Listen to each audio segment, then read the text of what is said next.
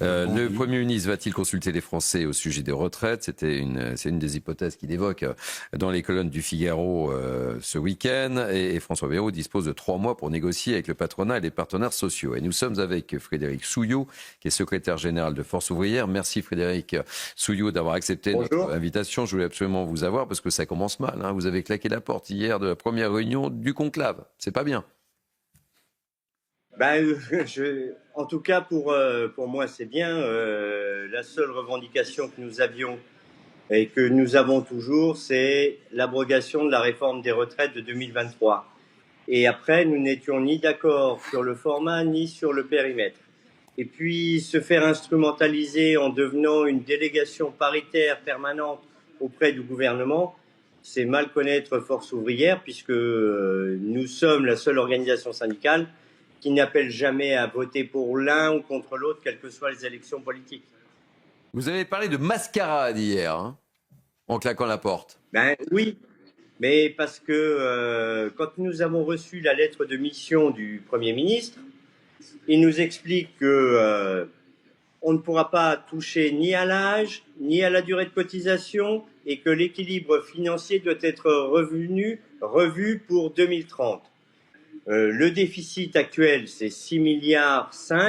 2023, je rappelle, l'excédent, c'était 8,4 milliards. Notre système de retraite par répartition n'est pas en péril. Il va bien falloir qu'on trouve des solutions et prendre des décisions. Mais il y en a déjà eu une première à prendre. L'égalité professionnelle entre les femmes et les hommes, si les dames sont payées aussi au même niveau que les hommes, c'est 6 milliards dans les caisses tout de suite, donc on ne parle plus de déficit. On poursuit le débat. Restez avec nous, Frédéric Souillot, parce que Pierre Lellouche, ancien ministre, vous a écouté avec une grande attention et il n'est pas d'accord, mais alors pas d'accord du tout avec vous. J'en profite pour vous dire que peut-être que je vous interromprai parce que Bruno Retailleau est sur le terrain. On retrouvera peut-être Bruno Retailleau qui doit intervenir. Pierre Lellouche. Non, moi je voudrais vous demander, monsieur, si vous pensez vraiment que notre système par répartition, vous venez de dire qu'il n'est pas en crise. Vous êtes sûr qu'il n'est pas en crise ? Vous avez vu la démographie quand même de notre pays dans les années qui viennent ? Est-ce qu'il n'est pas temps, je vais vous poser une question un peu difficile, mais est-ce qu'il n'est pas temps de penser à compléter ce système par un système par capitalisation, faire comme les autres, au lieu de ne pas avoir d'argent, avoir une épargne qui soit utile pour le pays, en plus d'un système par répartition ? Vous ne pensez pas ? C'est pas le bon sens ? Après tout, ça existe dans la fonction publique, la répartition. La capitalisation, je veux dire. Alors, oui, ça s'appelle la préfond dans la fonction publique, et c'était pour pallier au fait qu'on ne rentre plus au statut dans la fonction publique, et que donc il y a moins de cotisations, et que pour une partie, ils sont du privé, et sont polypensionnés puisqu'ils sont sous contrat.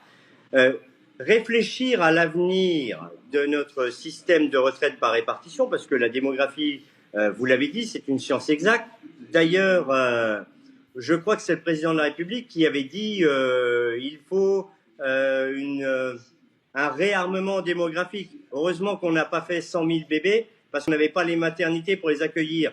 Donc notre système de protection sociale collective, bien évidemment que nous devons y réfléchir, mais pas dans un cadre où on nous met dans un carcan et où la possibilité de sortie à la fin, il n'y en a pas.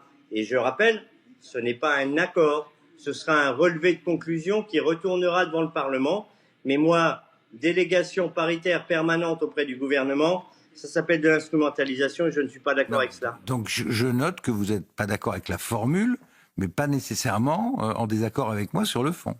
C'est déjà un point, à mon avis, très important.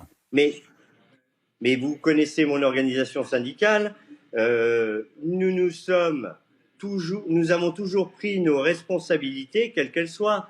Mais là, je le dis au gouvernement, et je lui disais déjà bien avant, dès qu'il a parlé de conclave, je lui ai rappelé la loi de 1905 sur la séparation de l'Église et de l'État, et je lui ai aussi dit, et je l'ai redit, ni le format ni le périmètre ne nous conviennent.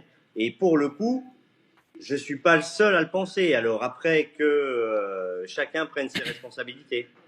Merci beaucoup Frédéric Souillot. Merci d'avoir accepté mon invitation. Je rappelle que vous êtes secrétaire général de Force ouvrière.